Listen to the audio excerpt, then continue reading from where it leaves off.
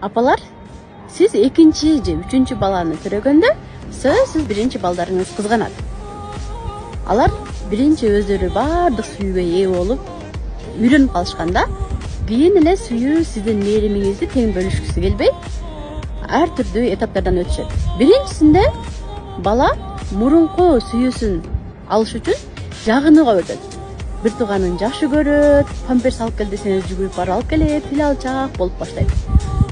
Тил алчак болсом дагы сүйүү мээримди ала албайт экенмин деп экинчи этапка өтүшү мүмкүн. Экинчи этап агрессия. Ыйлай, жатып алат, тил албайт, жөндөн кежирлигин көрсөтөт.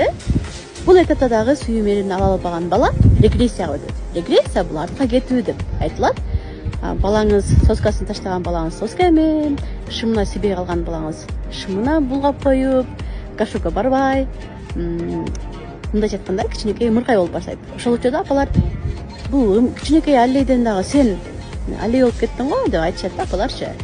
Ушул регрессияда экенин билген болсоңуз, сиз балага жоопкерчилик берип алып чыгып кете аласыз. Жоопкерчилик дегенде балага бир ишти жумшасаңыз болот. Мына гүл өстүргөн болсоңуз, гүлдү кара балам, ушуга суу куй, кара, сен ушу гүлгө жооп бересиң. Же үйдө мышыгыңыз болсо, мышыкка жем бересиң, суусун бересиң, сен карайсың.